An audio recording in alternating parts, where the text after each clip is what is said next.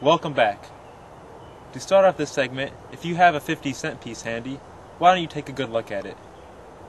There are some people who argue there is a picture of a jelly donut on that coin. Can't find it? We'll explore that further after this video. Freedom is indivisible. When one man is enslaved, all are not free. When all are free, then we can look forward to that day when this city will be joined as one, and this country, in this great continent of Europe, in a peaceful and hopeful globe. When that day finally comes, as it will, the people of West Berlin can take sober satisfaction in the fact that they were in the front lines for almost 2 decades. All free men, wherever they may live, are citizens of Berlin. And therefore, as a free man, I take pride in the words, Ich bin ein Berliner. That was a remake of John F. Kennedy's famous I am a Berliner speech.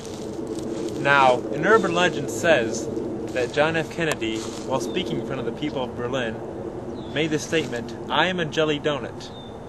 Is this actually true?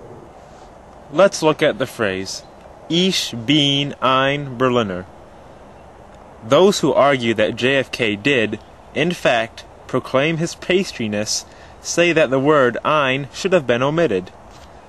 In the German language, since the word Berliner refers to a person, that the word ein inserted there would have meant that he was a non-human thing.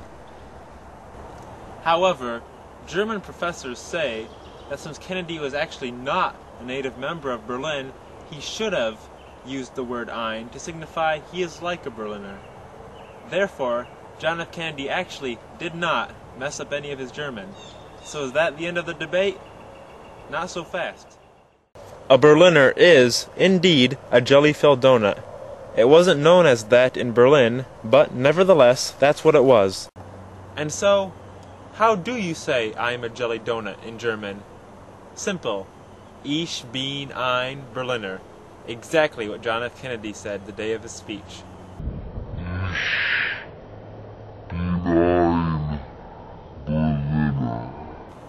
But there's still more to the story. We have already established that the word ein was necessary, since Kennedy wasn't a native citizen of Germany. But let's look back at this speech. The line before the line where he uttered those infamous words, he said, all free men, wherever they may live, are citizens of Berlin. Now, if Kennedy proclaimed all free men citizens of Berlin, all free men, wherever they may live, are citizens of Berlin. And since he was a free man, wouldn't that make him a citizen of Berlin? And then the word ein wouldn't be necessary. Language professors say that adding the word ein into his phrase wouldn't have made him non-human, it just would have been redundant. But then, wouldn't it be more grammatically correct to interpret the phrase as I am a jelly donut, rather than I am a citizen of Berlin, since one phrase is redundant and the other is not? Take a look back at that 50-cent piece. Maybe you'll find the jelly donut now.